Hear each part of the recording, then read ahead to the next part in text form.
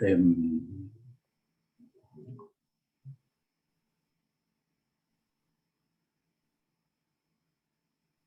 Estamos contentos, entusiasmados con lo que vivimos ayer. Tuvimos una importante participación y, y estamos seguros que además que eso se va a repetir hoy nuevamente. Vamos a esperar algunos minutos para que se conecten más participantes y posteriormente vamos a iniciar nuestra jornada.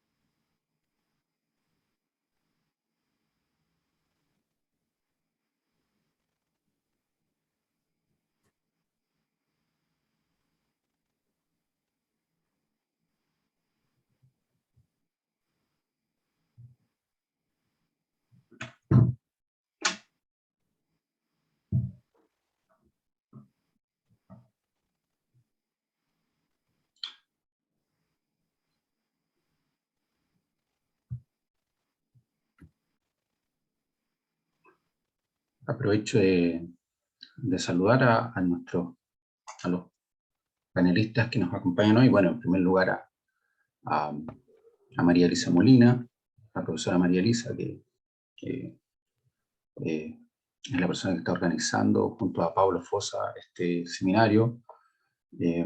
Saludo a Pablo también, que va a presentar ahora, profesor Roberto Aristegui, a la profesora Marina Asís Piñeiro también, la saludo muy cordialmente, y al profesor Sergio Salvatore.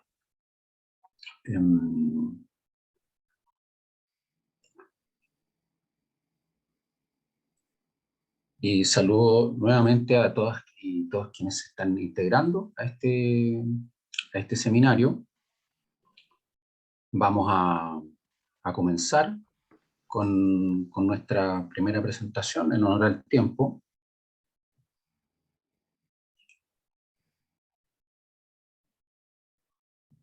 Y tal como se señala en el programa, quienes van a presentar ahora son el profesor Pablo Fosa de la Universidad del Desarrollo y el profesor Cristóbal Pacheco de la Universidad Católica de Argentina. ¿Sí? Ellos nos van a presentar uno de los capítulos de este libro que se denomina, este libro, Intimidad, The Sharp Part of Me, que se denomina la intimidad del silencio. Recordar a Pablo y a Cristóbal, probablemente Pablo lo sabe muy bien, porque estuvo en este rol de moderador ayer, que disponen de 20 minutos para su presentación. Ya. Bien. Pablo, comiencen, Pablo, por favor. Perfecto. Muchas gracias, Himmler. Se ve la presentación, ¿no es cierto? ¿Me escuchan bien? Sí, se ve bien, se ve muy bien. Ok. ¿Y se escucha bien también? Se escucha bien también, Ya, Pablo. perfecto, ya.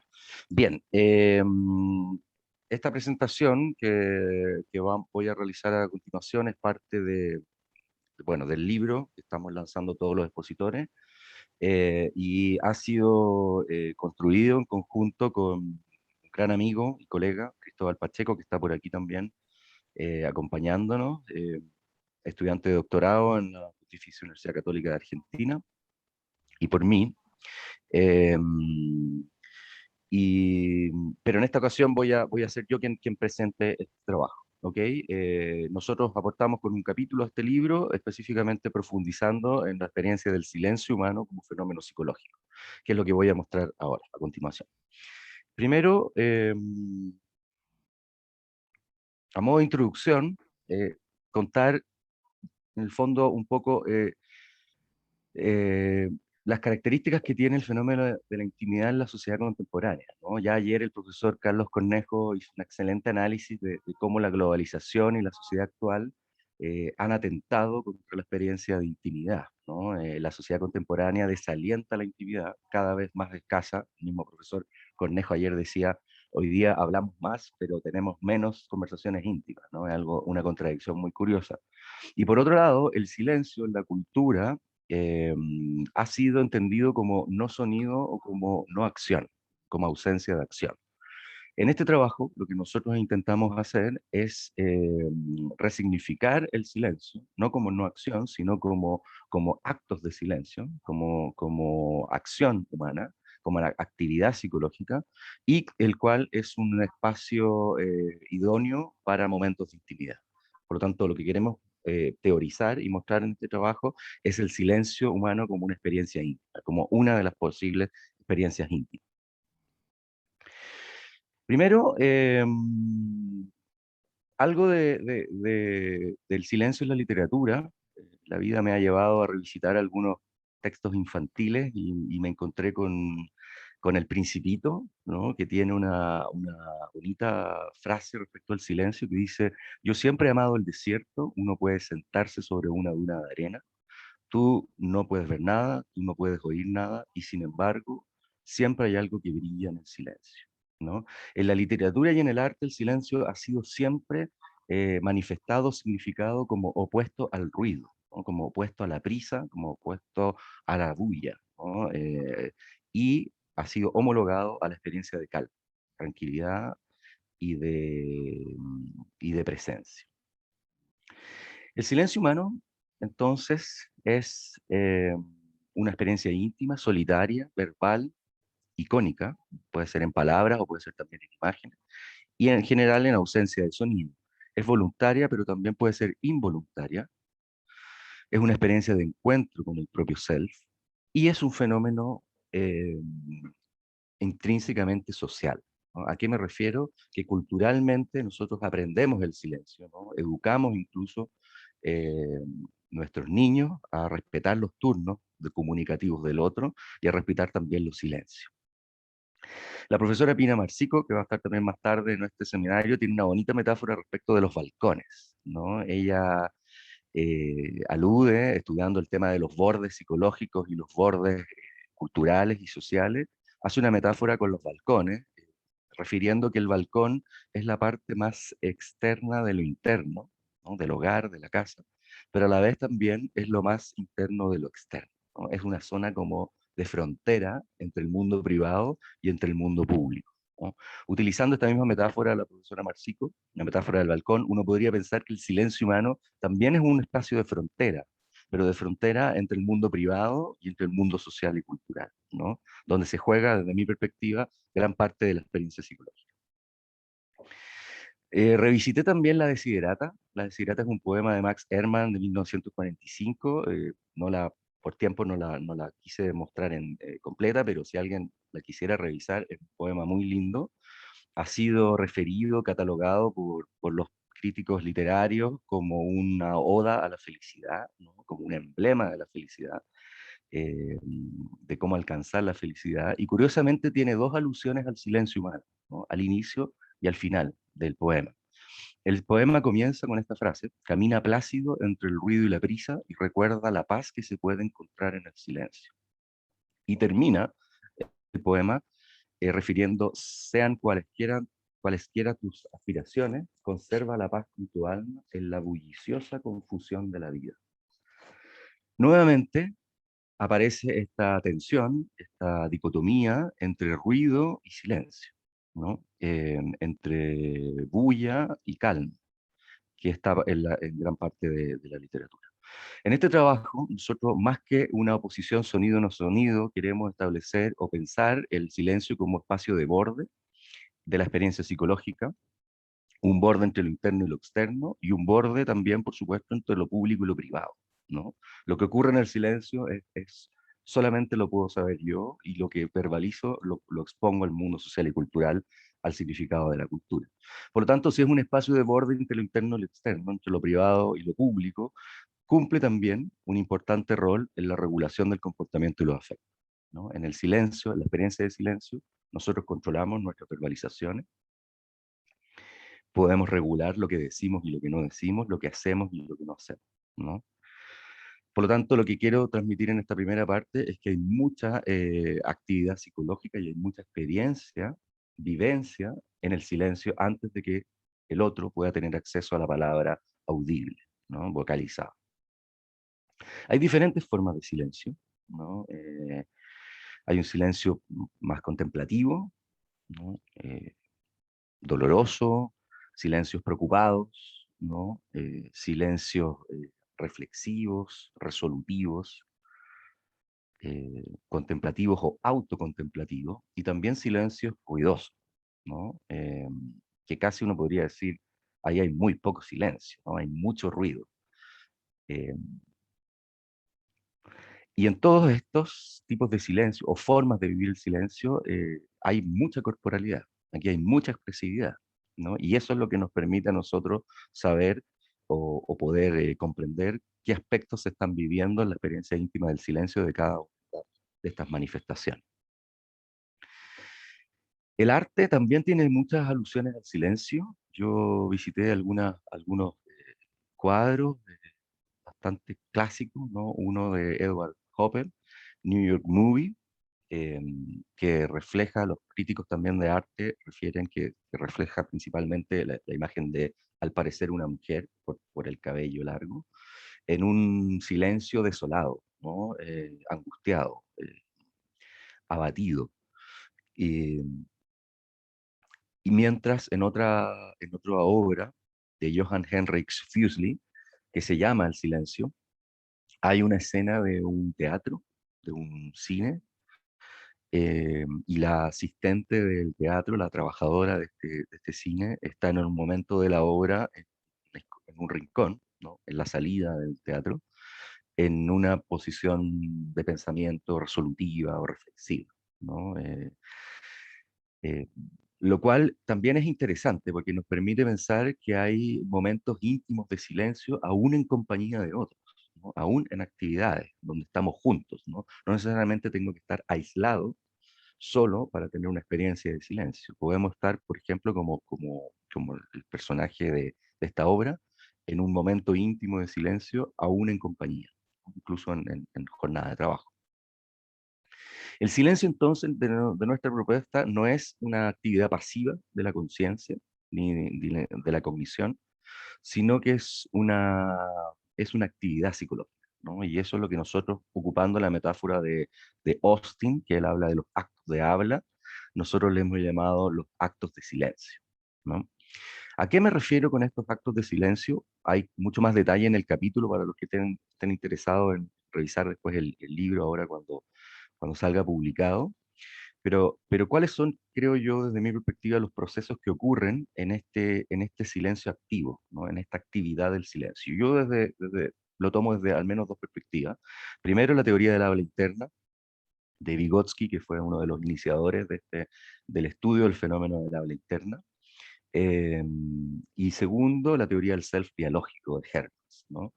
El habla interna para Vygotsky es la internalización del lenguaje egocéntrico piagetano, ¿no? De Piaget.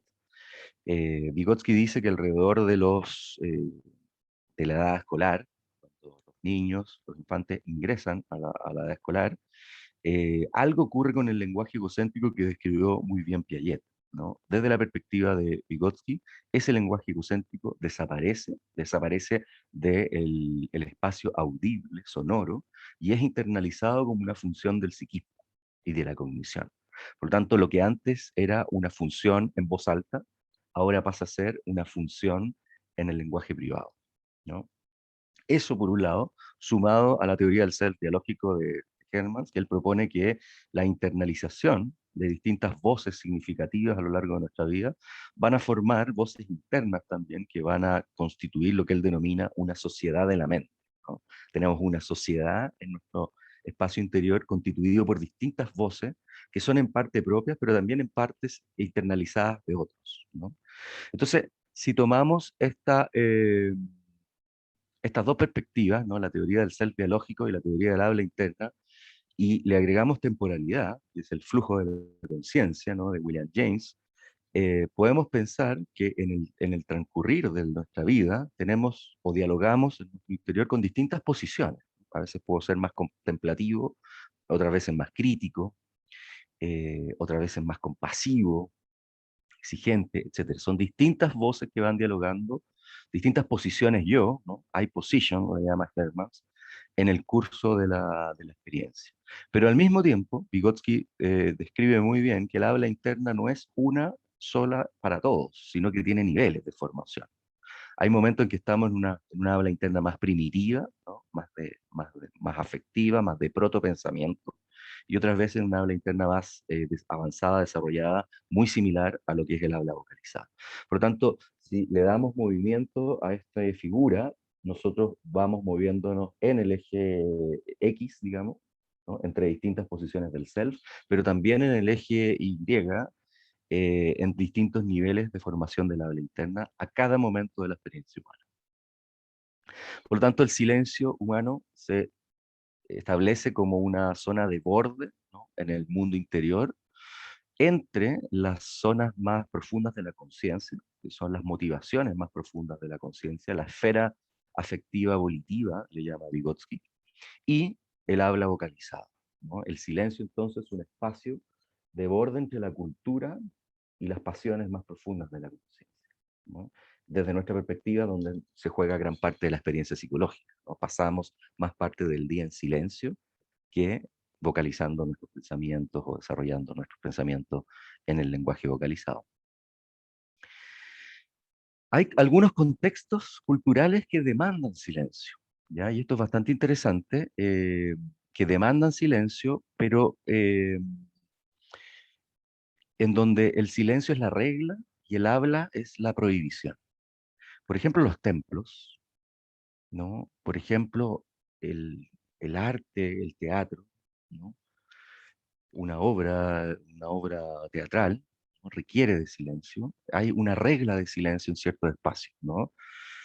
Pero no necesariamente hay silencios íntimos en estos espacios. Podemos estar en un templo junto con mucha gente, pero cada uno está en una experiencia de silencio muy distinta, ¿no? Poco compartida quizás. También en el teatro, por ejemplo, también en una galería de arte, podemos ir juntos a ver una galería de arte, pero no estamos con el otro, ¿no? Estamos acompañándonos en una obra de arte, en una experiencia individual, como por ejemplo la imagen del lado izquierdo, ¿no?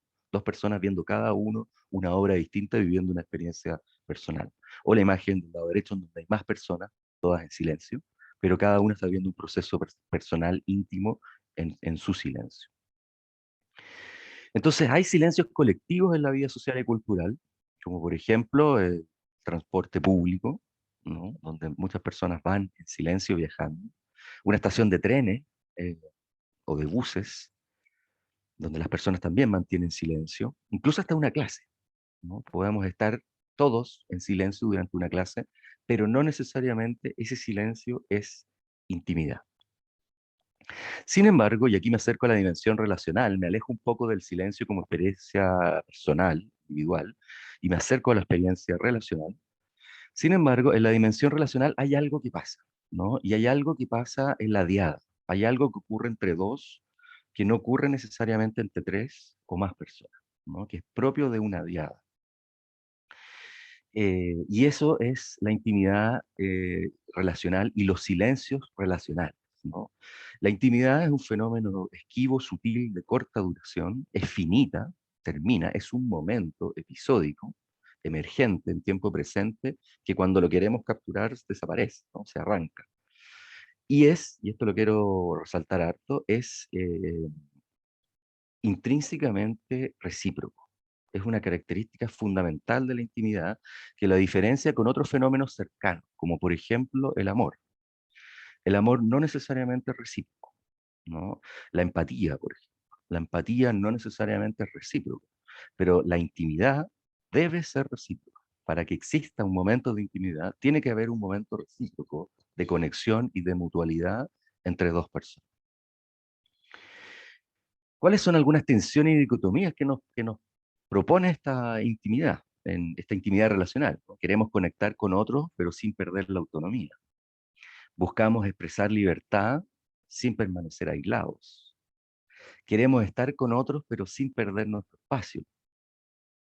Y el gran temor cultural que uno escucha bastante, y hay libros de esto, ¿no? Novelas, el miedo a la intimidad, ¿no? La intimidad es un momento de mucha conexión afectiva y sincronía que atrae, que gusta, pero que también aleja y asusta, ¿no? Probablemente por la exposición o por el nivel de exposición al que deja a los miembros de esa diada, ¿no? La intimidad expone, uno se expone en un momento íntimo y probablemente eso atemoriza, ¿no? Pero al mismo tiempo es atractivo y es rico el silencio íntimo. En la intimidad relacional hay complicidad, hay cercanía física, en general en estos silencios diádicos íntimos hay cercanía física, hay conexión de la mirada, ¿no? Hay calma, hay templanza, eh, hay invitación, hay seducción. En estas imágenes hay muchas cosas, ¿no? Son todas imágenes de un silencio íntimo, muy, muy, muy propio de estas diadas, ¿no? De estas parejas. Hay coordinación de la mirada, hay sincronía de los cuerpos, eh, y hay silencio, ¿no? Por lo tanto, también nos encontramos en silencios dolorosos, ¿no? Vamos a tener una presentación más tarde sobre la intimidad del dolor, ¿no? De Anastasia Vivanco. También nos podemos encontrar en un silencio íntimo, pero no en el cariño, en el amor, sino en el dolor, ¿no? También los cuerpos se coordinan, también hay expresión, expresividad no verbal en estos momentos. Entonces, si uno piensa en esta intimidad relacional o la intimidad del silencio, en esta dimensión relacional, podemos ver una relación entre silencio, íntimo, tiempo. El silencio y la intimidad del silencio se dan en un tiempo presente, en una presencia. Estoy aquí y ahora conectado con el otro, ¿no? Eh, y cuerpo, ¿no? Tiene que haber presencia, tiene que haber corporalidad, los cuerpos se acercan en los momentos de silencio íntimo, la temporalidad se detiene, pareciera que el tiempo no pasa, ¿no? O pasa volando. eh, y y hay intimidad afectiva, conexión, mutualidad, sincronía, ¿no? También hay otros silencios que no son eh, de este tipo, por ejemplo, los silencios incómodos, ¿no? Los silencios inquietantes. A todos nos ha pasado que en algunos momentos nos hemos querido quedar más rato en ese silencio rico, pero también nos ha pasado que queremos decir cualquier cosa para escapar de él, ¿no? Para salir de ese silencio incómodo. En esta perspectiva, desde nuestra teorización, el silencio como momento íntimo, hay una relación entre esto, silencio, tiempo específicamente, presente, y corporalidad y expresividad no verbal. Entonces, si pensamos que este puntito azul es el silencio íntimo, en tiempo presente, nosotros conocemos solo las trayectorias del pasado, ¿no? Solo las conversaciones del pasado, y estamos en un momento de silencio íntimo que no sabemos lo que viene en el futuro. El futuro nos ofrece un rango de posibilidades desconocidas a las cuales nos va a llevar este silencio íntimo. Vuelvo a repetir, podemos decir cualquier cosa para escapar de ese silencio, podemos quedarnos ahí, pero de alguna manera estas experiencias de intimidad van a ir determinando la trayectoria de la relación y el camino que va a ser, el curso que va a seguir esa relación. Por lo tanto, podríamos pensar la zona de silencio íntimo como una zona de bordes entre dos zonas de posible conversación, ¿no? La conversación pasada la conocemos, ¿no? Es evidente y ha sido transitada, pero las zonas posibles posteriores no las conocemos, son inciertas, son ambiguas, eh, y vienen permanentemente acercándose hacia nuestro momento presente de intimidad en el silencio, ¿no? Entonces, para ir finalizando, algunas ideas que nosotros hemos querido destacar en este capítulo, ¿no? Primero, que existe actividad psicológica en el silencio, ¿no? El silencio no es pasivo, sino que el silencio es una acción psicológica. Y recuerdo ahí las palabras de Vygotsky, que él dice, la palabra no es el inicio de la actividad psicológica, sino que la palabra es el lugar donde culmina la acción, ¿no? Para Vygotsky hay mucha actividad psicológica antes de que nosotros eh, conozcamos o comprendamos la palabra, o escuchemos la palabra del otro. El silencio entonces es un momento episódico, sutil, esquivo de conexión afectiva, mutualidad y reciprocidad, con mucha expresividad no verbal. Los cuerpos son expresivos de ese silencio íntimo. Por lo tanto, para nosotros estudiar el silencio humano es estudiar el lenguaje de lo no dicho, ¿no? Pero que al mismo tiempo está todo dicho, porque hay una comprensión mutua, ¿no? En ese momento de intimidad o de silencio íntimo, las palabras sobran, ¿no? Nos miramos y nos comprendemos. Sabemos que ahí está pasando algo, ¿no? Que nos guste lo que está pasando ahí, que asuste lo que está pasando ahí, va a depender de las características de la relación. Pero hay un conocimiento ahí tácito en ese silencio íntimo, en donde las dos personas saben lo que ahí está ocurriendo, aunque no hayan palabras de por medio. Y finalmente, para finalizar, una invitación a escuchar nuestro silencio, a monitorear nuestro silencio, cómo está nuestro silencio, a quedarnos ahí, alargar nuestros silencios, mantenernos y ver a qué lugar nos llevan, ¿no? ¿Qué pasa después de estos silencios íntimos y qué nos depara la vida posterior a estos silencios íntimos en el siempre incesante, ambiguo e incierto fluir de la vida? Muchas gracias.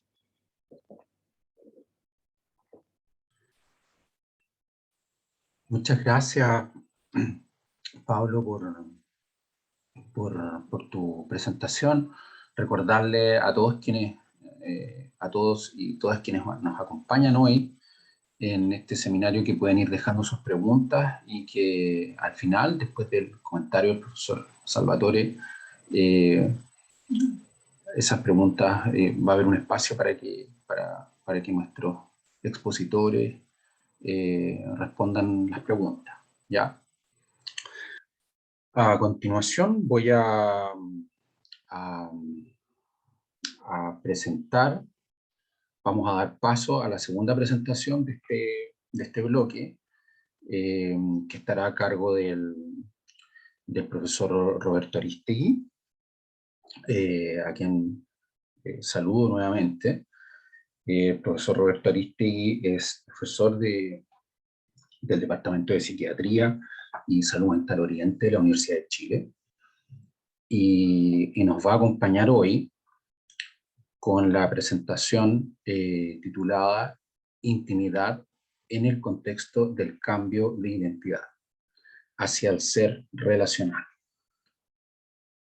Dejo con ustedes entonces ahora al profesor Aristegui.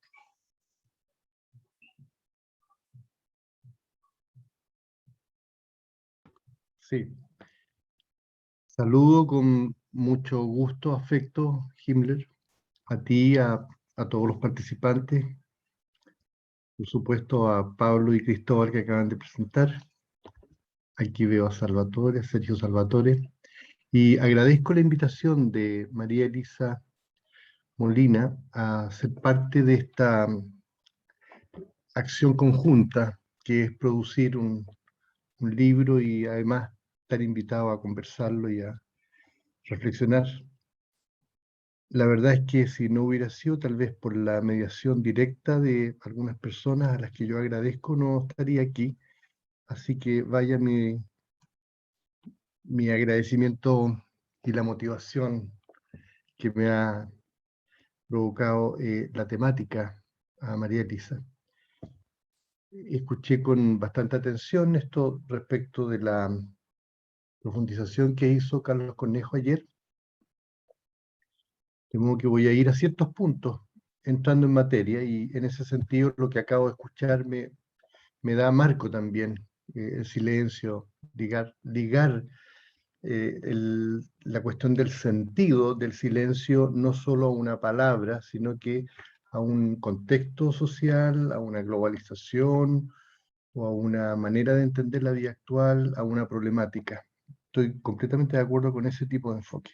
Bueno, yo voy a adoptar un punto de vista de tipo como existencial, en el sentido de que al hablar de la intimidad, inevitablemente para decir que hay algo íntimo en mí o en ti, tengo que referirme a lo propio, al mí, al me, al yo, a los pronombres personales. Y voy a entrar seguramente en una ligazón con lo que se llame la identidad, entendiéndola como un término, no quiero decir solo concepto, que es de alguna manera, tiene una densidad, o sea que no se entiende de una pura forma. Por lo pronto, a mí me llama mucho la atención la tradición que la concibe como mismidad, que está presente en la psicología y en la psicopatología, pero personalmente en la posición existencial que yo adopto para entrar en esto, me llama mucho la atención la noción de proyecto, de ipseidad, de comportarme conmigo mismo momento a momento en función de un modo de ser que yo elijo. Sin embargo, esa elección de vocabulario, donde yo puedo articular sentido y referencia, está mediada por distinciones que ya se pusieron en juego. Por ejemplo, tú puedes empezar a hablar de tal vez una realidad interna versus una externa, o de una parte subjetiva u objetiva o intersubjetiva. Eso te va a conducir, a mí me condujo a los discursos del sí mismo. Voy a tomar un autor para examinar eso de la psicología, que creo que se mueve dentro de lo que sería en un principio en tres tipos de discurso, pero posteriormente hay un movimiento que va desde un ser delimitado, que se comprende como adentro, hacia un ser conectado con los demás, que no es necesariamente un afuera. Y voy a volver a retomar la discusión de ipseidad y mismidad. Si yo abordo la relación inexplicable o inherente entre lo que sería la intimidad y los discursos del sí mismo, me parece que un esquema no definitivo, una propuesta para reflexionar, está dado por la distinción de un cierto discurso romántico, en donde el sí mismo se entiende como aludiendo a una esencia interna. La psicología podría reconocer aquí, por ejemplo, incluso planteamientos como el psicoanálisis, o previo al existencialismo, concepciones como de que hay algo misterioso. Podríamos llegar a Nietzsche, o etcétera. El discurso moderno que aparece posteriormente tiene que ver con sustituir esta alusión a una esencia interna con diagnosticarla, con nombrarla a través de test. Esto vino con la guerra, ya desde la Primera Guerra, en la Segunda de todas maneras, viene tanto ya sea que tú lo hagas con un Rorschach en forma proyectiva, o que distingas un núcleo duro, como si hablaras en términos de la cato, de la personalidad, como habiendo algo que está bajo la conducta, bajo la superficie, antes del núcleo, en la ciencia, o sea, incluso con los cognitivistas. Yo creo que es como transteórico eso. Y aparece, junto con esta modernidad, también un discurso postmoderno que tiene que ver con la posición de una irrupción de las tecnologías de comunicación, en donde la persona puede estar conectada ahora mismo, por ejemplo, a raíz de esta pandemia. Esto ha sido como una manera de poder estar con otros, pero ya no es la especulación de que yo soy solo muchos roles, sino que puedo tener una diversidad de modos de ser que van, en mi opinión, más allá de lo que es la fragmentación de la que se habló en los 90 por parte de los sociólogos de la sociedad del riesgo. El tema que pone ese discurso posmoderno, que está en tensión con una modernidad que incluye esta dimensión romántica simultáneamente, no digo que ya estamos en la posmodernidad, digo que estamos cruzados por estos discursos y por esta manera de ser. Si una persona pasa cierta edad, vive seguramente estos tres niveles. Entonces, poder comprender entre personas la intimidad supone la capacidad de comprender o de relacionarme con personas que entienden ser sí mismos de otra forma.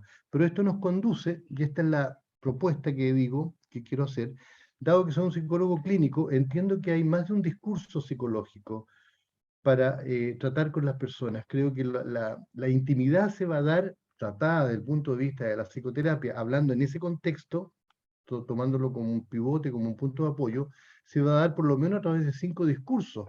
pero estos discursos dicen relación con concepciones del lenguaje. Voy a adoptar esta concepción del lenguaje siguiendo planteamientos de Yergin y Wittgenstein. Se puede ver en Hibbert, por ejemplo, en el sentido de que si no copia, no hay una correspondencia del lenguaje con la realidad, entonces no se derivan de la observación, no reflejan la realidad, y los discursos están inextricablemente ligados con los fenómenos. No quiero decir que los fenómenos no existen por sí mismos, sino que son nombrados para interiorizarlos, como escuchamos hace un rato pensando en Vygotsky. Creo que la interiorización de la situación tiene que ver con articularla también en un sentido compartido que se da en el lenguaje, aunque no es un lingüisticismo, puede involucrar también la sensación corporal, por supuesto. Ahora, me voy a remontar entonces con estos discursos a una concepción epistemológica y metateórica que estaría detrás de los paradigmas de la psicología. Hablando ahora paradigmáticamente, uno podría decir que la psicología tal vez reconoce estos tres grandes paradigmas. Puede haber discusión, pero está el conductismo, el cognitivismo, y está el quiebre con el constructivismo y el construccionismo, entre otras maneras de verlo. La cuestión central es que no se pasa a un cambio de paradigma si no se tiene simultáneamente un discurso auxiliar en términos metodológicos y metateóricos. O sea, por ejemplo, en psicología puede haber muchas concepciones teóricas que incluyen hablar de la intimidad de cierta manera o no hablar de ella, negando si hay un yo o no, si existe el interior o no, etcétera. Lo construyen hacia adentro o hacia afuera, pero solo se constituyen como paradigmas si tienen estos dos discursos. Las preguntas significan que posiblemente la respuesta cognitivista al conductismo implica que tomó prestado el conductismo un paradigma, y eso llevó a la segunda revolución cognitiva, donde aparece, por ejemplo, Brunner, o se puede hablar más, por ejemplo, de Vygotsky, entre otras cosas, que se cruza con la filosofía con una segunda modernidad también, tipo Habermas, por ejemplo. O sea, son discursos cruzados, en el sentido de que se rompe la hegemonía de una visión moderna. Entonces tenemos, creo yo, estos tres discursos, romántico, moderno, posmoderno, distribuidos en formas de presentarse. Hay más discurso psicológico, el humanismo existencial, por ejemplo, el sistemismo, pero no han alcanzado proporciones paradigmáticas.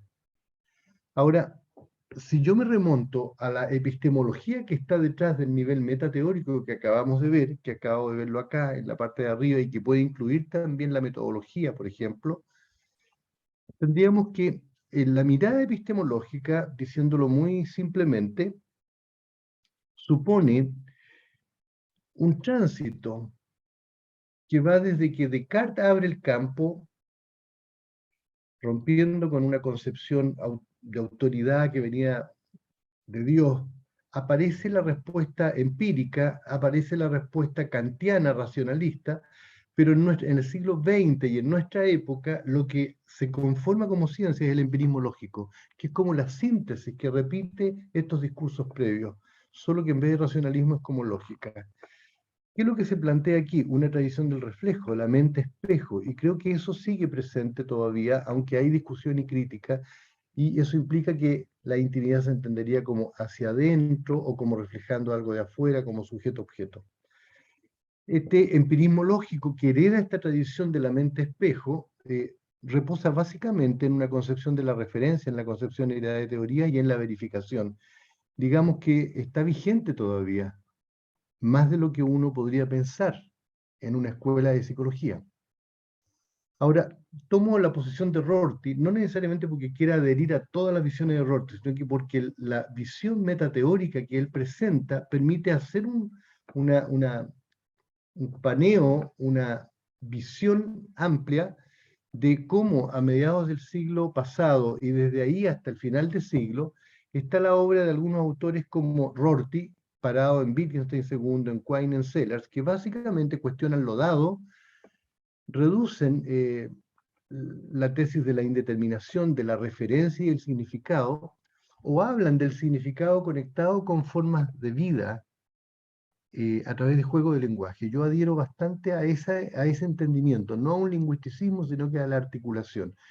Creo que la intimidad se va a dar en contextos de juego de lenguaje, pero hay distintos juegos de lenguaje como hay distintos paradigmas.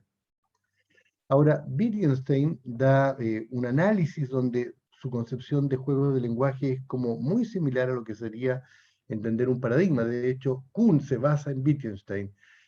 ¿Qué es lo que me interesa mostrar? Que hay una fase normal y una fase revolucionaria en un cambio de paradigma.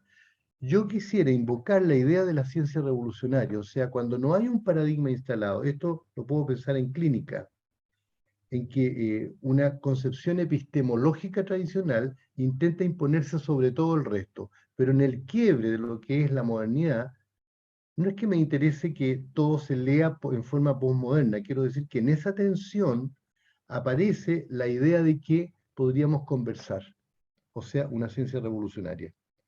Tenemos el aporte de Quine, donde habla de la subdeterminación de la teoría por la evidencia. Esto es súper interesante porque ahora está todavía fuerte la idea de la observación o de la determinación por la evidencia.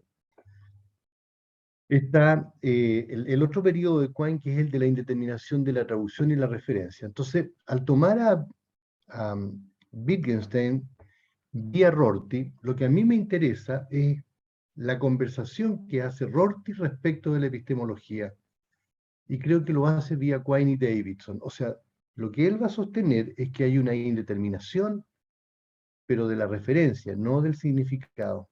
O sea, Rorty toma los dogmas del empirismo de Quine, analítico sintético, toma la tesis de la indeterminación de la traducción, criticándola, pero más bien toma la indeterminación de la referencia y de la interpretación radical. ¿A qué viene esto en esta conversación? Que cuando yo me comunico contigo, tal vez no puedo determinar completamente exactamente a qué te refieres con un cierto término cuando tú dices mío, tengo que conversar contigo. No basta que tú me digas te quiero, en qué sentido, y ahí viene la conversación. La articulación del compromiso de la intimidad supone un juego de lenguaje articulado con una forma de vida. Davidson aporta la idea de la interpretación radical. Creo que a través de la noción de interpretación radical se puede dar un paso, que lo voy a mostrar en un momento más. Rorty se articula también desde un cuestionamiento al mito de lo dado.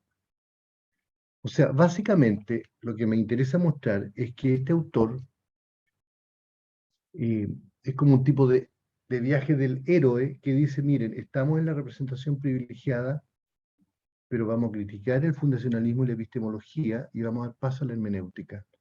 ¿Cómo se traduce eso en una conversación de intimidad en que yo no te voy a imponer que las cosas son en sí como yo creo, sino que voy a preguntar por tu para sí?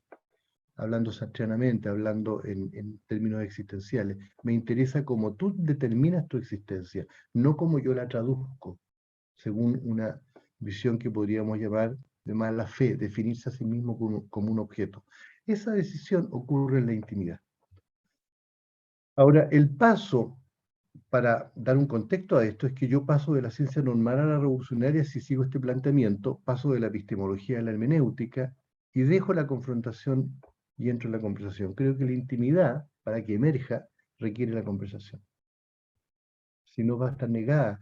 Creo que se refirió Pablo Cristóbal anteriormente, y no es que los quiera involucrar en esto que yo digo, pero yo lo entiendo de esta forma. Cuando está la reciprocidad negada, no hay conversación. La hermenéutica de la formación, desde el punto de vista existencial, me lleva entonces a una elección de mí, que implica una elección de vocabulario.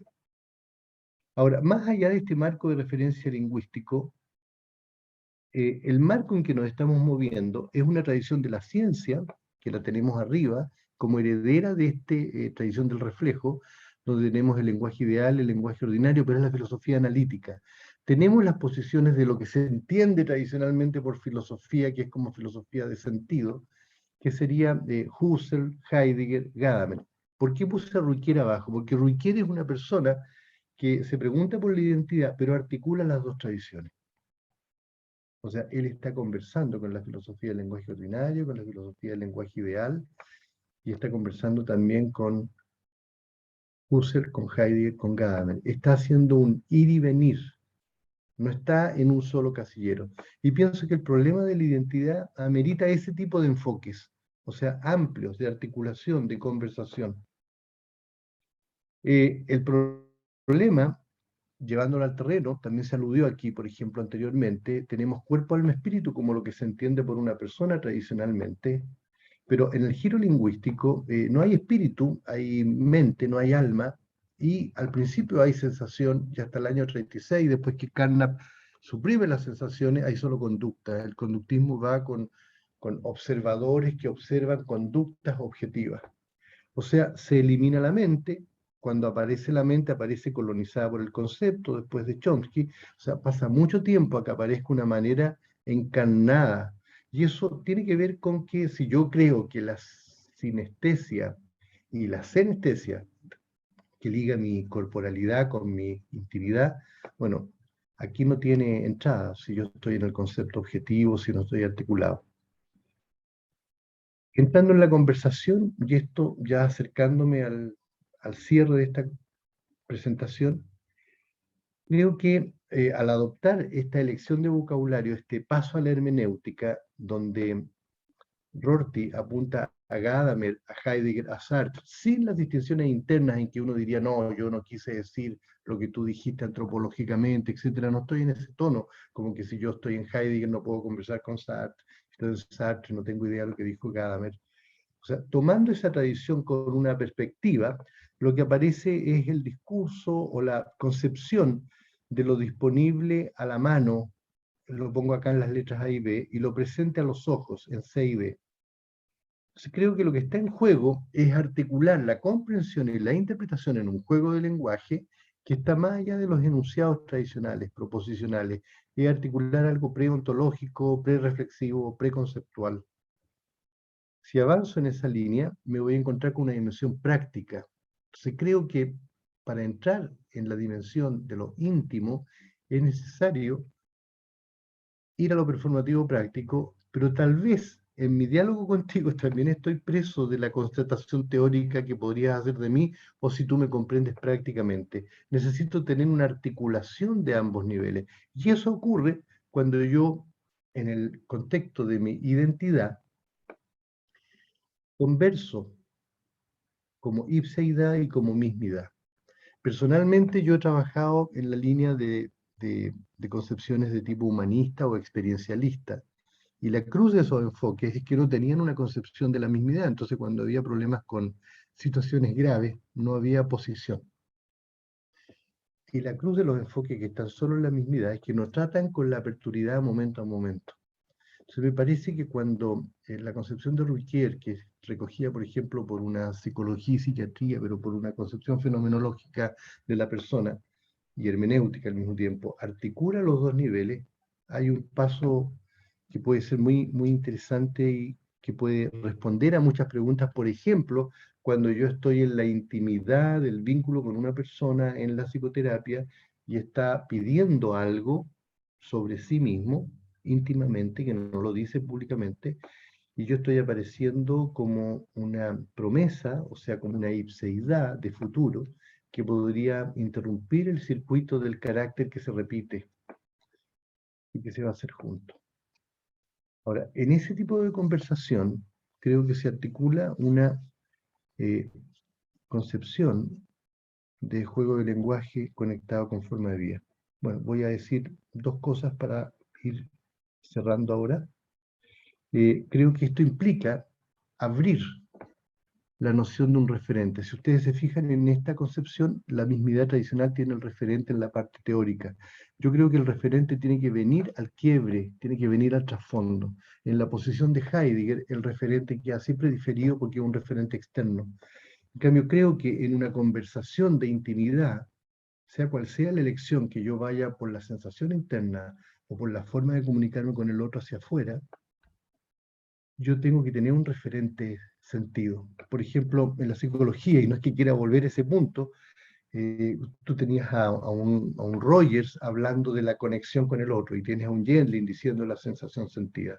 Los dos niveles están incluidos en la elección de sí, en la intimidad. Bueno, esa es mi presentación, les agradezco mucho.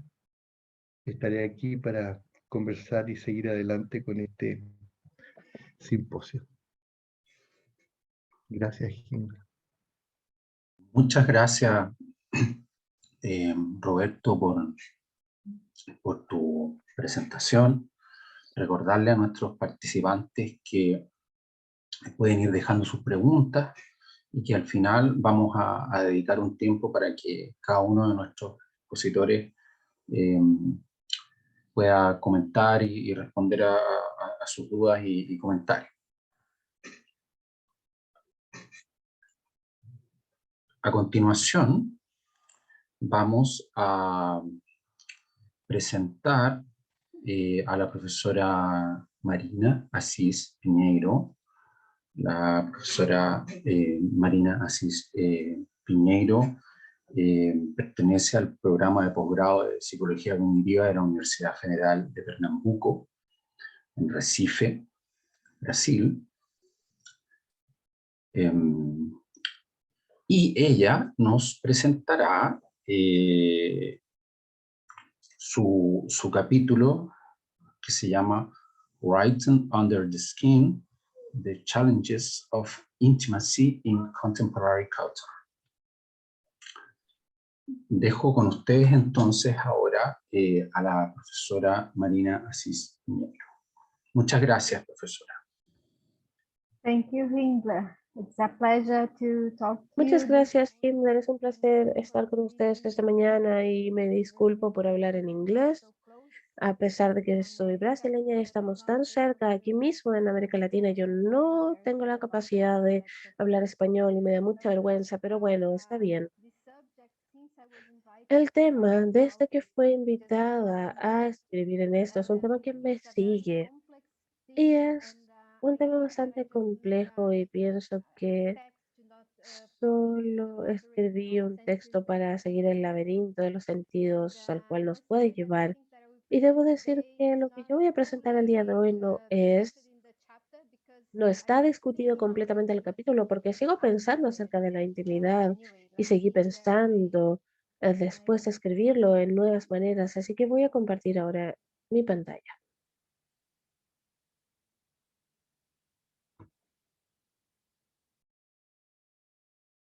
Yeah, can you follow it? Ahora sí pueden ver mi presentación. Muy bien, entonces voy a comenzar indicando que lo único humano es uno de los temas más desafiantes y preciosos en el entendimiento de la relación entre los individuos y la cultura. A la luz de la epistemológica dialógica, el proceso de singularización puede ser entendido como un flujo permanente de diferenciación del otro en un juego de poder bidireccional. La tensión inherente a la gramática de alteridad de la experiencia humana rompe la ilusión de lo mismo. La singularidad también puede ser entendida como una anticipación de un futuro que resiste ser la repetición del hoy. Entre entre un otro colonizador del yo y el otro siendo un testigo de la diferencia, la intimidad se representa como una esfera de experiencia humana de una investigación muy necesaria por parte de la psicología actual. A través de un enfoque hermenéutico de la intimidad podemos encontrar claves interpretativas para la relación del yo y el otro y la emergencia del registro alteritario. La alteridad, como la emergencia del principio de la no coincidencia, puede sonar extraño cuando uno piensa que la intimidad debe aludir o aludiría a lo familiar, a lo privado, a esa esfera de vida. En su etimología, el sustantivo intimidad viene de la palabra del latín intimare, lo que significa que es algo que se hace familiar o interno, y tal como se conoce la representación de lo interno y de lo externo, sigue siendo actual en la psicología contemporánea y es cogenético a la emergencia de la noción del individuo en la modernidad. Mi discurso el día de hoy busca deconstruir este tipo de entendimiento descriptivo y espacializado de la intimidad a la luz del rol de la alteridad en el campo intersubjetivo. Este argumento con respecto a la intimidad será ejemplificado muy brevemente a través de una discusión en un fragmento escrito autobiográfico publicado por una persona que practica la modificación extrema del cuerpo en un sitio web. Esto es el exceso de tatuajes y de diferentes cambios de la imagen corporal, no como una manera de normalizar esta imagen, sino para hacerlo muy, muy único, como un cuerpo que es una firma del yo.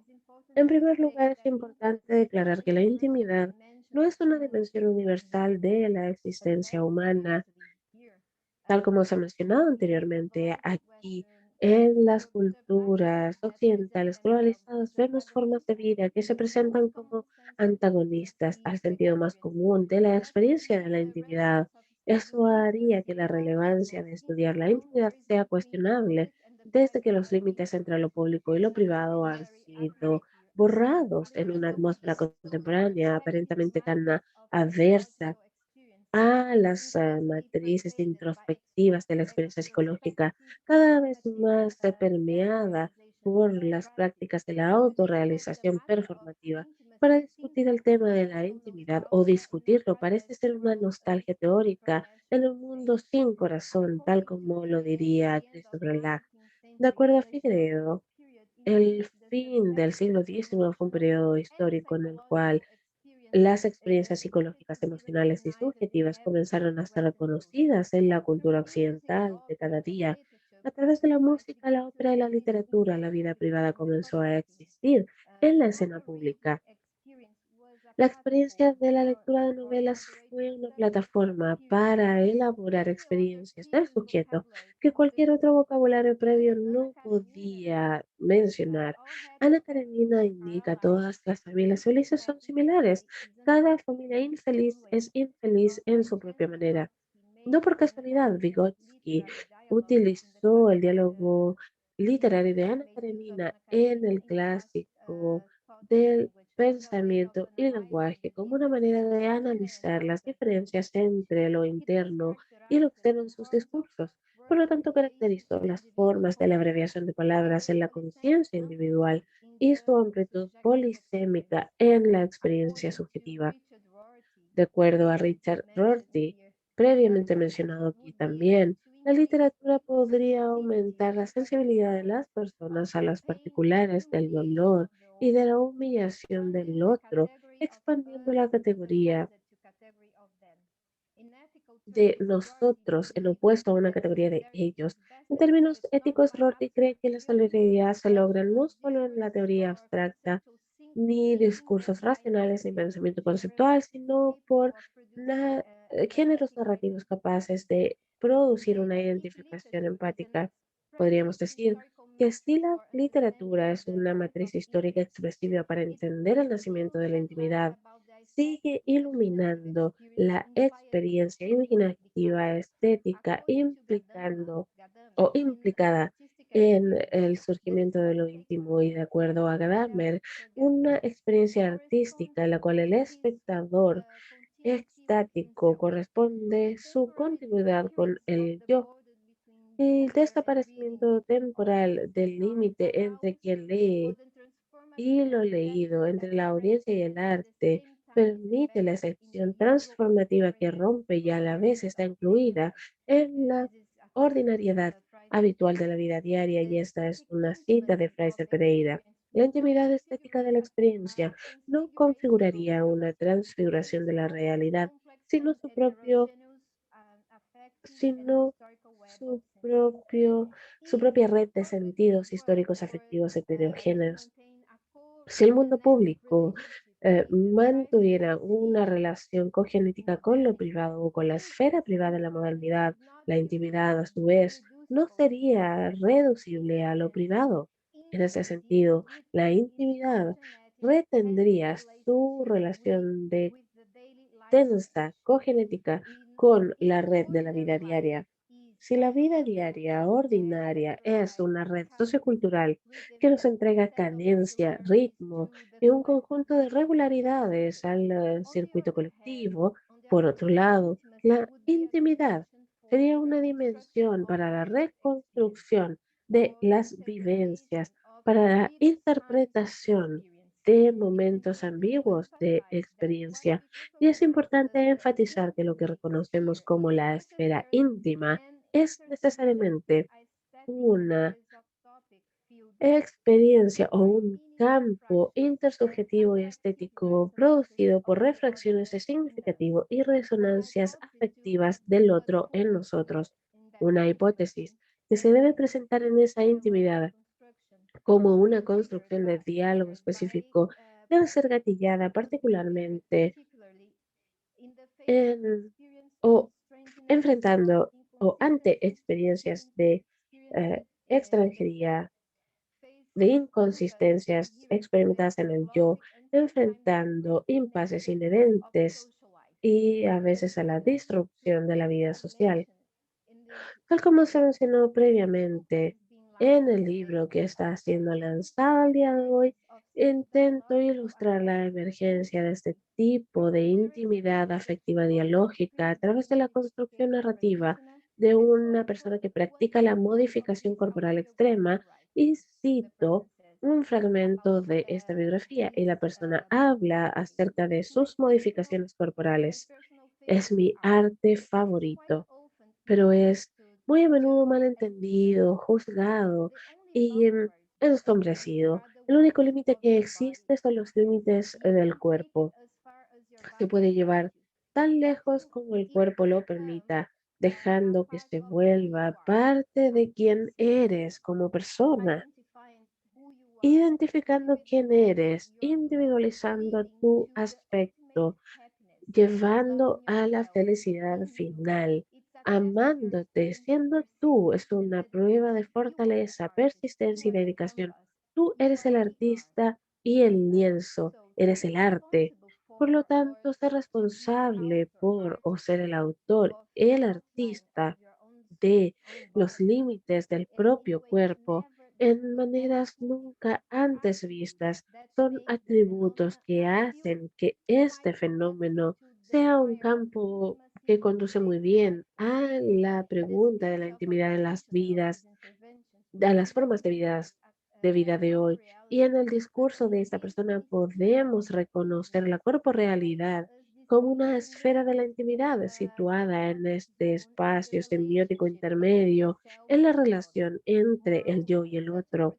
Aún más, este tipo de prácticas parecen representar cómo la afectividad y cómo se encarna la intimidad en diálogos con la imagen corporal en una arquitectura de conflicto diferente con con el otro social. Por lo tanto, se vuelve una especie de representación de un signo que presenta un significado de la vida. Y entonces vemos una abstracción y de esa manera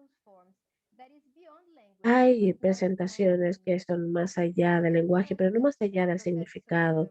Y en las palabras del profesor Robert Innis, en las palabras, perdón, de quien practica esta modificación extrema, se puede reconocer la recurrencia enunciativa de la reconstrucción del autoposicionamiento en los límites ante la voracidad y a veces un sentido de la vida diaria o de la vida social. En esta discusión, propuesto que la intimidad puede ser analizada utilizando tres ejes.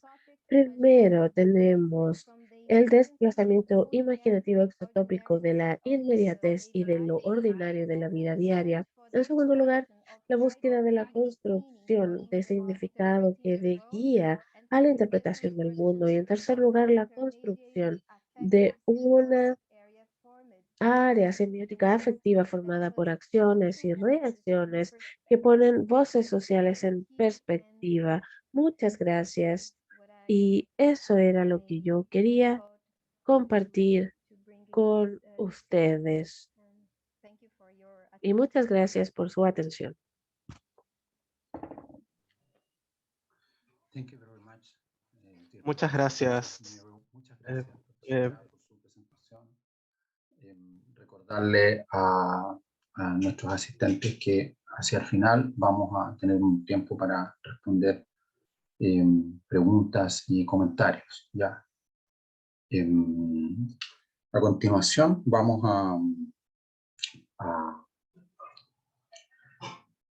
dar espacio para un comentario de las 3 presentaciones que acabamos de ver. El comentario está a cargo del profesor Sergio Salvatore, de la Universidad de Salerno, Italia. Dejo con ustedes entonces al profesor Salvatore. First of all, let me thank you. Primero que nada, déjenme agradecer a los colegas por sus presentaciones. Es un honor estar aquí. Ha sido muy interesante. Han sido muy interesantes las presentaciones y el poder comentarlas. Lo siento, pero no hablo español, así que debo hablar en inglés. Voy a intentar muy poco. Primero que nada, quisiera tomar algunos temas desde mi interés personal.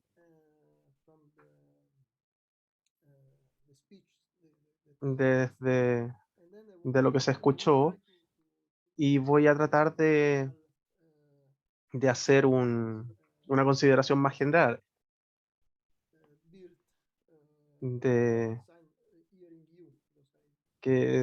proviene de lo que se escuchó, y quiero evitar hacer muchos comentarios sobre las intervenciones.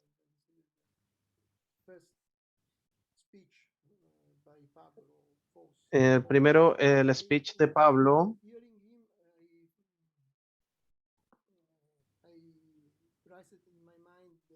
En mi mente, si pienso clínicamente,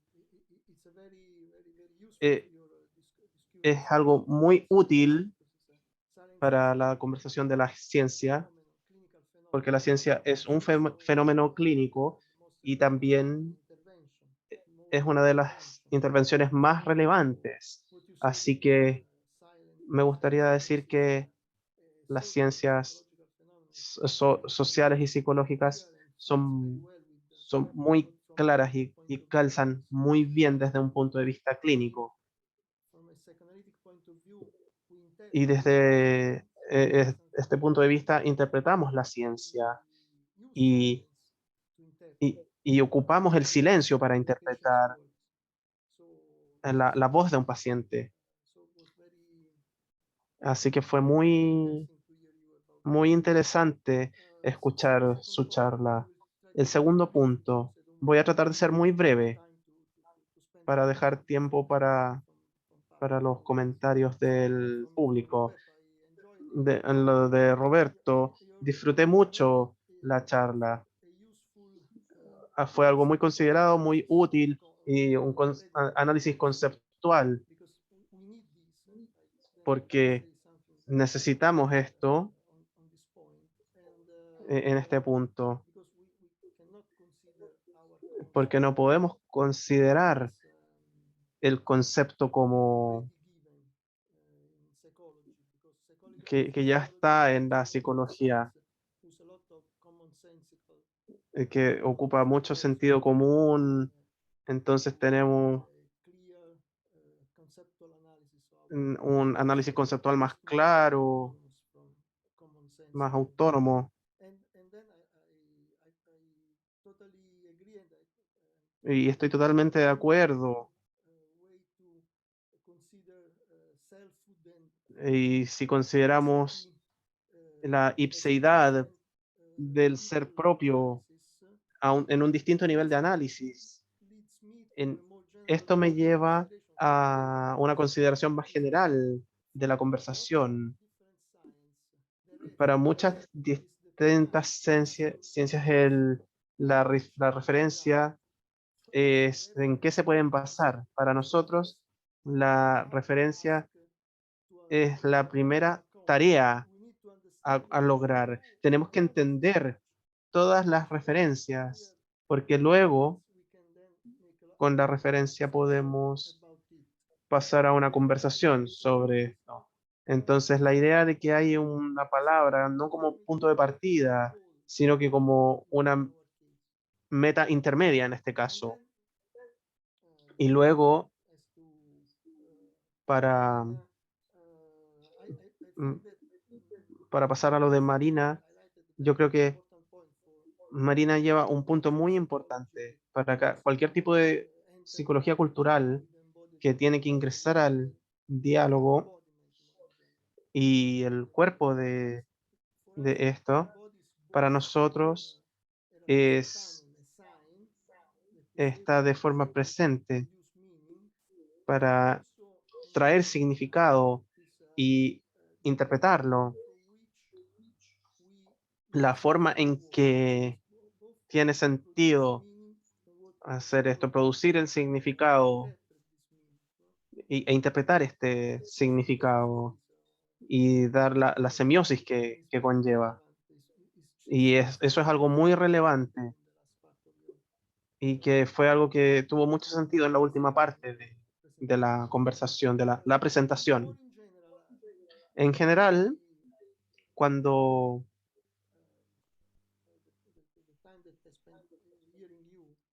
en el tiempo que pasé escuchándolos, la idea general en mi cabeza es que la intimidad, no toda la intimidad, tenemos distintos conceptos, pero en este caso la intimidad nos, nos, nos pide, nos pregunta, nos pide adoptar una relación futura a distintos niveles de análisis. Y quiero tratar de hacer un listado conceptual, un análisis. Y luego tenemos este análisis macrogenético de que toda la intimidad que se produce en un estado de la mente, porque para nosotros la intimidad no es algo macro, es un dónde. Y luego el análisis funcional, cómo funciona. Y con lo que menciona Marina, Pablo, en la primera parte de su exposición. Y luego está el análisis fenomenológico, que tiene que ver con la experiencia, el contenido, y que se entiendan desde su punto de vista también. Y estos son los más útiles para nosotros, y que estén más interesados en un aspecto o en otro, en otros dos puntos. Uno es el análisis computacional. En los modelos matemáticos y cómo el proceso macrogenético se da.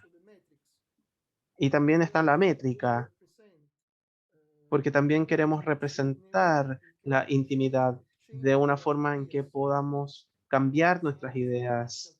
En un lado hay un punto teórico, también hay un punto empírico, y el aspecto empírico del análisis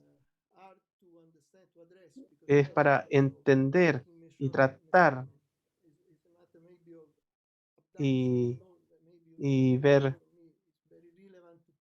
que para mí es muy relevante los aspectos, pero la forma en que esto se representa y lo llamamos una instancia de intimidad, una instancia de imagen, de forma que estemos de acuerdo que ese es el fenómeno que sirve. Así que es muy complejo, un proceso muy complejo, pero también hay formas muy, muy emocionantes. Así que les agradezco el tratar estos temas.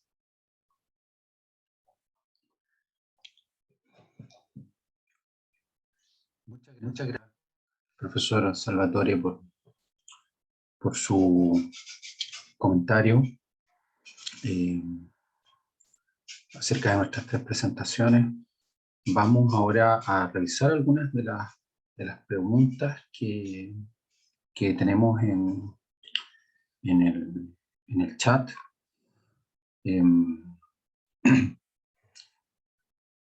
Dice Cristian Cortés, hola Pablo, esto es para Pablo Fosa, muchas gracias por tu exposición, me encantó la temática abordada y me gustaría comprender un poquito más justamente el punto de bifurcación en donde el silencio puede trasladarse a la acción. Me gustaría saber si existen estudios de neuroimagen o actividad cerebral que nos acerquen a comprender un poco más ese punto. Pablo, por favor. Gracias, Cristian. Efectivamente, bueno, por la naturaleza del fenómeno, ¿no? A propósito del comentario del profesor Sergio Salvatore, eh, por las características fenomenológicas del fenómeno, es muy difícil explorarlo empíricamente. No obstante, hay algunos estudios en, en neurociencia que han estudiado la actividad en el fondo de la conciencia durante la experiencia del silencio, ¿no? O también, como yo mencioné, durante la experiencia de habla interna. Pero, y bueno, ahí han descubierto, por supuesto, que cuando hay actividad psicológica, en el fondo hay pensamiento en curso, eh, hay mucha actividad neuroquímica, por supuesto, ¿no? Pero también se han centrado en estudiar estados de reposo, ¿no? Donde, comillas, supuestamente, no hay una actividad psicológica controlada, dirigida, resolutiva, con las funciones ejecutivas, digamos, funcionando en su mayor esplendor, ¿no es cierto? Y bueno, allá han descubierto este famoso concepto que está en la literatura de neurociencia, que es la red neuronal por defecto, ¿no? El Default Mode Network. Y es que en el fondo hay actividad neuroquímica aún en estados de reposo de la conciencia, ¿no? Y esa es un poco la interpretación o el hallazgo empírico moderno de hace algunos años de conceptos teóricos muy antiguos, digamos, ¿no? En el fondo esa es la comprobación neurocientífica del famoso concepto, por ejemplo, de William James de stream of consciousness, ¿cierto? De la corriente de conciencia, del flujo permanente de la conciencia que no se detiene y que incluso en evidentes estados de reposo hay actividad todavía de la conciencia, ¿no? Por supuesto que esa actividad va a tener distintos niveles, ¿no? Primero, un momento más bien prereflexivo, a propósito de lo que se habló ayer también, sobre la experiencia prereflexiva de la conciencia, ¿no? Ambigua, difusa, eh, no mediada todavía por el lenguaje, ¿no? No mediada por la palabra, pero en algún momento, como tú dices, hay un punto de bifurcación en donde esas motivaciones de la conciencia, ¿no? O del pensamiento, protopensamiento también se le ha llamado, se median con la palabra, en el fondo, para poder dar canalización al pensamiento, ¿no? Y ahí es cuando hay actividad psicológica más como la conocemos, ¿no? Y lo que yo específicamente me refería a habla interna, ¿no? Es cuando el pensamiento y las motivaciones profundas de la conciencia encuentran mediación en la palabra. Eso no sé si respondo un poquito a tu pregunta.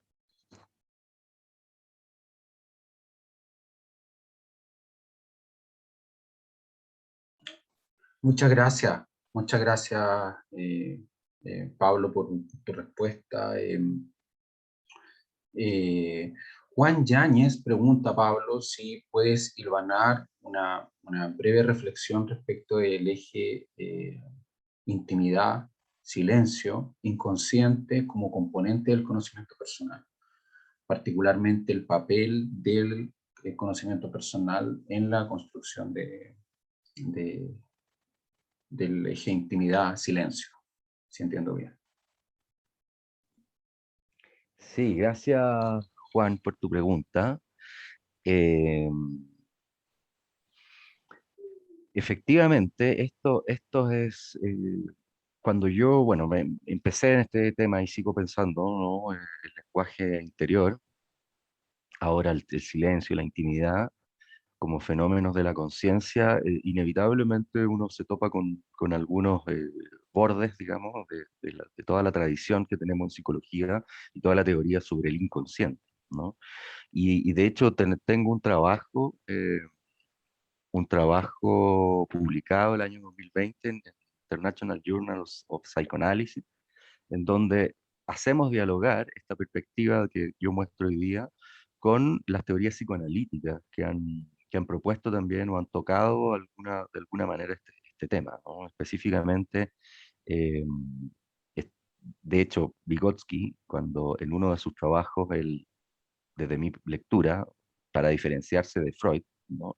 Él dice que su psicología es una psicología de las alturas, ¿no?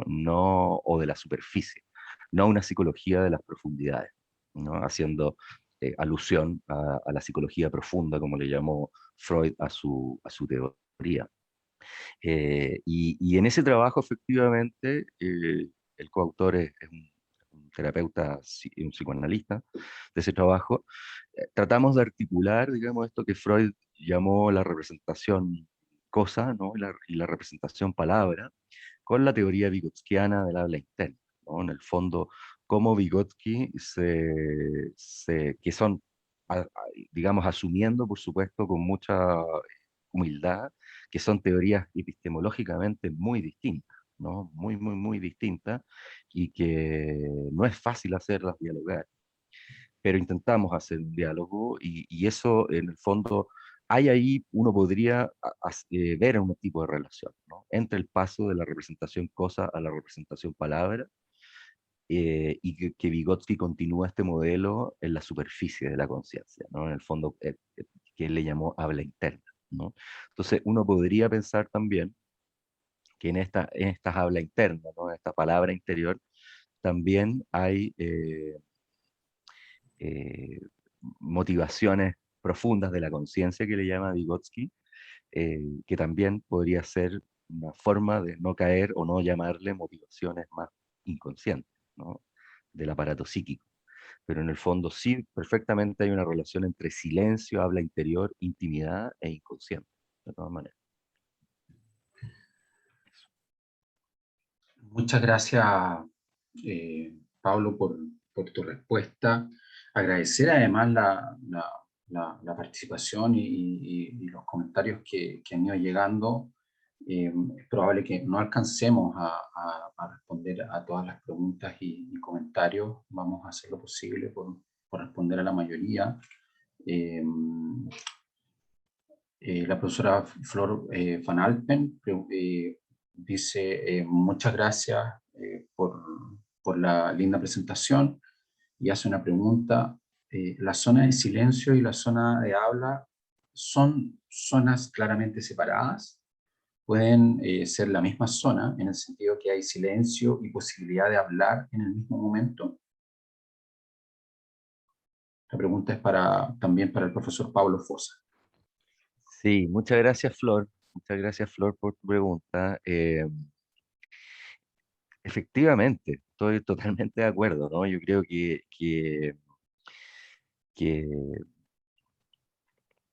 ese lugar es una nebulosa, ¿no? Es una nube, como nosotros también ayer el profesor Balsiner, y tal vez lo más correcto es que se sobreponen, ¿no? Comparten una zona común, efectivamente, ¿no? Es difícil ponerlo esto en gráficos, ¿no? Y en figuras, para poder entender o poder mirar la experiencia, una experiencia que es tan profunda, ¿no? Que es tan íntima, que es tan abstracta. Pero efectivamente, yo estoy totalmente de acuerdo contigo, que podrían tener áreas comunes, ¿no? Zonas achuradas que comparten esta zona de posible silencio, pero también de posible habla. Muchas gracias. Gracias, Pablo. David Rodríguez dice que, junto con felicitar tu presentación, Pablo,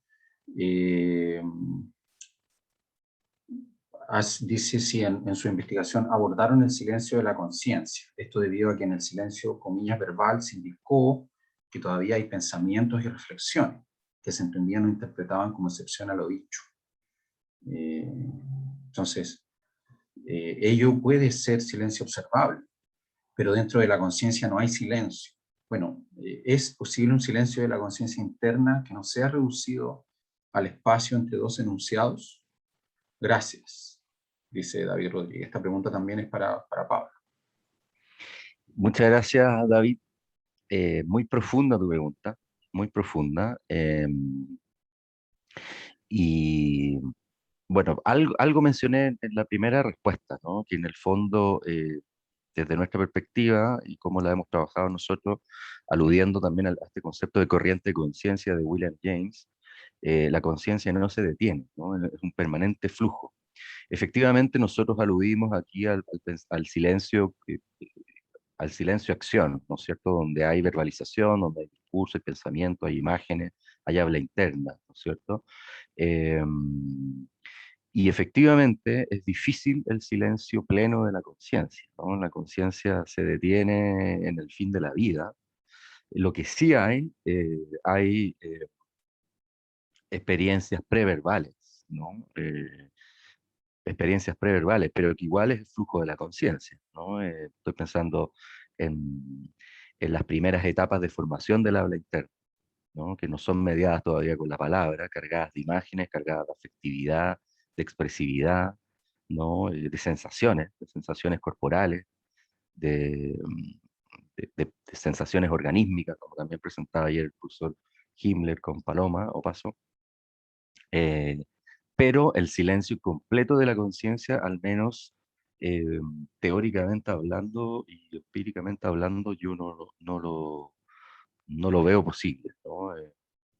No sé, pero es una interesante pregunta, ¿no? Interesante pregunta. Tal vez mis colegas no se podían también decir algo de eso, pero al menos yo creo que efectivamente no sería posible. Gracias. Muchas gracias, Pablo, por tu respuesta, comentario. El profesor David Carré señala, esto es para el profesor Roberto Aristegui. Roberto, muchas gracias por tu presentación.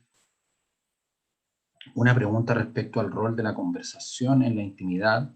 ¿Cómo se invita a alguien a iniciar una conversación, especialmente cuando esa persona descansa en una posición que no está abierta a entablar una hermenéutica común?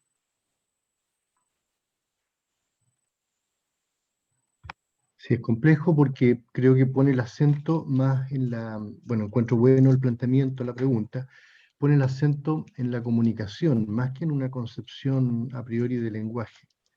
Y la cuestión de la comunicación, yo creo que tiene que pasar en ese contexto por un tipo de apertura, invitación a querer mostrar, tal vez siguiendo lo que tú acabas de preguntar, como apropiándolo. Yo creo que habría que primero saber si se está dispuesto y mostrar de que no se intenta hacer el fenómeno de la traducción radical, que es lo que generalmente hacemos al conversar. O sea que yo tengo un marco de referencia y reduzco lo que el otro dice a mi esquema. Yo no quiero ser objetivado, y el otro tampoco. Si yo supiera que voy a participar en una conversación en la cual los términos que yo uso para hablar acerca de mí van a ser considerados en la forma en que yo los entiendo, lo que no quiere decir que el otro tenga que estar de acuerdo que sea una verdad, podría haber un terreno. Pero si yo creo que voy a ser reducido, objetivado, es como el mito de la medusa, o sea, que yo miro y voy a quedar petrificado. Yo no quiero ser objetivado por la mirada del otro. Entonces, eso tiene que ver también con el uso de la palabra que se tenga sobre mí, que yo no sea interpretado radicalmente por el otro de una manera que niega mi concepción de mismidad o de ipseidad. O sea, tendría que estar en un terreno de aperturía. Bueno, podría dar vueltas con esto, pero eso es lo que a mí se me ocurre, Himmler. No sé si hay más donde tomarse para esta pregunta, pero me parece que lo principal sería un terreno de indeterminación. Muchas gracias, Roberto. Lo último también, muy brevemente, Roberto, porque estamos en la hora, una pregunta para ti que llegó, Bueno, no sabemos quién la hizo, es sobre si pudieras hacer una distinción entre ipseidad y mismidad en su implicancia en la intimidad y en la clínica, Sí. Roberto. Mira, escuché con mucha atención, lo quiero ligar con lo que dijo Marina, como que ella abrió cuestiones, así lo entendí yo, sartreanas en cierto momento, ¿no? Bueno, no solo de Sartre, también de muchos más, pero yo conecto con eso. Yo diría que en la misma línea que ella alude, y en una cuestión dialógica, la ipseidad vendría a aparecer cuando yo estoy en juego, estoy en cuestión de mi ser. Y como yo estoy en cuestión, me va mi ser, ¿ah? El ser o no ser. Puedes venir a Shakespeare también y mirarlo existencialmente. Está en juego mi ser, en esta amistad, en este cariño, en este amor, en este futuro mío. Está en juego mi ipseidad. Y está en juego si yo elijo lo que he elegido. O sea, si yo voy a perseverar, pero por mi elección, que es diferente a cuando yo tengo un carácter y duro. Y duro porque yo encuentro a mi compañero de curso y digo, mira, hemos cambiado físicamente, pero él es el mismo. No solo que se ríe igual, o que, no, su modo, su carácter es el mismo que teníamos cuando íbamos al colegio, cuando estábamos en la universidad. Yo siento, me lleva al mismo mundo, encontrarme con él. Eso podría ser que yo tengo una forma de comportarme en el tiempo en que permanezco lo mismo. Pero la ipseidad es cuando yo digo, bueno, ¿qué hago aquí? ¿Qué tiene que ver esto conmigo? ¿Esto lo puedo compaginar conmigo? ¿Qué hago con estos amigos? ¿Qué hago en este vínculo? ¿Tengo que seguir? Entonces tengo que hacer una dialéctica entre lo que yo digo que soy y que voy a durar y lo que yo estoy eligiendo permanentemente. Esa es una distinción. Ahora en terapia es central, porque yo estoy comprometiendo la ipseidad con una promesa, yo y el otro. O sea, estoy comprometiendo mi futuro como con mi palabra. No sé si sirve, la gente quiere a veces leer como el oráculo o el horóscopo y dice, ¿cómo me va a ir? Archero hace esta relación, ¿no? ¿Cómo me va a ir? Y uno dice, bueno, que te vaya bien, pero que te vaya bien tiene que ver conmigo o que yo estoy determinado por los astros, entonces ahí yo ya no estoy en la ipseidad, estoy en la mismidad contextualizada con todo, cósmicamente.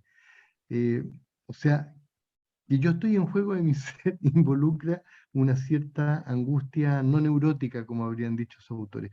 Pero vuelvo a lo que dijo Marina, escuché con harto atención lo que tú dijiste, Marina, y aunque esté en inglés, pero que debajo está tu idioma, y resueno, creo que hay una conversación aquí que nos une a los tres, también con Pablo, me impresiona eso, no lo habría podido, o sea, hay una ipseidad del encuentro que me conduce al otro, no solo a mí mismo, y la ipseidad es la apertura al otro, entonces mi identidad, yo dejo de ser como inmanente o trascendente, ¿y por qué es interesante? Porque a lo mejor al ser yo, y al abrirme, yo no me estoy alienando, no estoy dejando de ser yo. Bueno, no sé, podríamos conversar ahí, que eso es interesante para la terapia, no es teórico, Mm. en un sentido tradicional de teoría. Muchas gracias, profesor Roberto Aristegui, por su A usted, reflexión. Himmler. Lo último que voy a hacer es leer un comentario que nos dejó la profesora Livia Matías Simao de la Universidad de Sao Paulo, quien estuvo exponiendo ayer. Dice, gracias Pablo por tu presentación. Presentaste una conexión diferencial, la que me parece relevante respecto a la relación entre empatía e intimidad. Creo que hay un camino interesante para profundizar por ahí, por lo menos para mí, incluso en relación a Boech. Y me recuerdo, por ejemplo, que eso puede darse con la naturaleza y el sí mismo. Me recuerdo cuando estuve por primera vez delante del Osorno, probablemente haciendo alusión al volcán Osorno, que está ubicado en el sur de Chile. Solo quedaba contemplar y solo quedaba estar en silencio. Ese es un Sí, comentario de la profesora Livia Matías Simao. muchas gracias, Livia. Agradezco ahora nuevamente al profesor Sergio Salvatore, a la profesora Marina Asís Piñeiro y al profesor Roberto Aristegui por sus presentaciones. También agradezco al profesor Pablo Fosa Saludo a todo nuestro